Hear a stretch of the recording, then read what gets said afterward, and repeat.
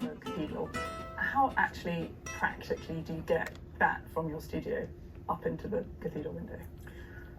Well, fortunately, they do break down into panels. Right. Typically, a panel will be about 4 or 5 feet high by the width of whatever the stone is.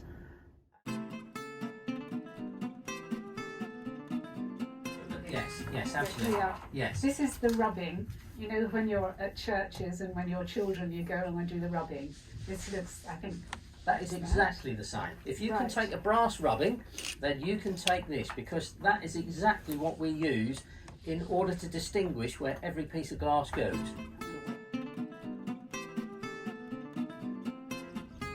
In medieval times, a bit like anything else, you would have had a local glazier, but sometimes your local glazier might have also been your local plumber, because your plumber at that time was, or when they were using like lead pipes, could solder lead.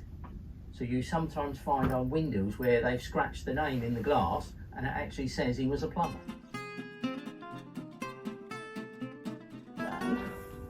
Take it underneath. Can you see it coming up? So we gently lift it up. oh my goodness.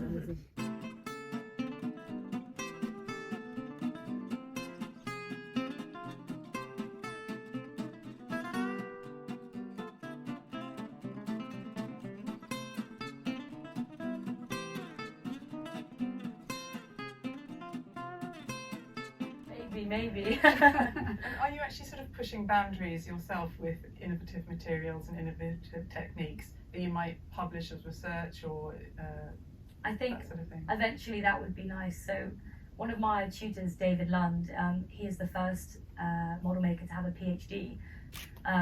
So I think eventually I'd love to be that level, but it might take a few more years.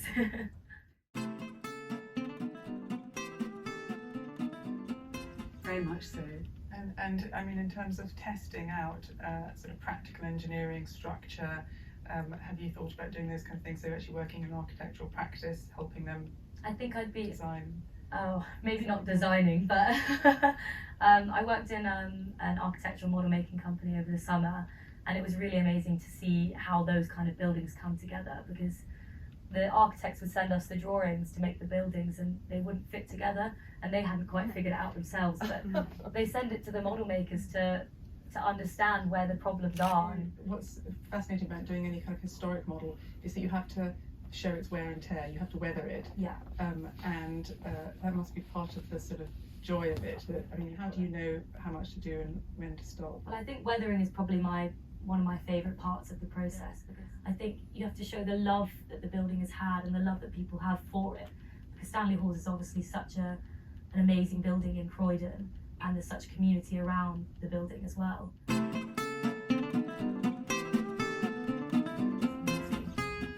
I mean, upstairs we have 20 hats that Oh, have yeah. all been made out of cardboard, and the hat stands have been homemade. And this is a model maker, but you can't actually commission her. She actually just does her own thing. Oh, wow. And I think suddenly when you arrive at a certain age, you can't be guided anymore. You've just Yeah. got to go in your own creative route.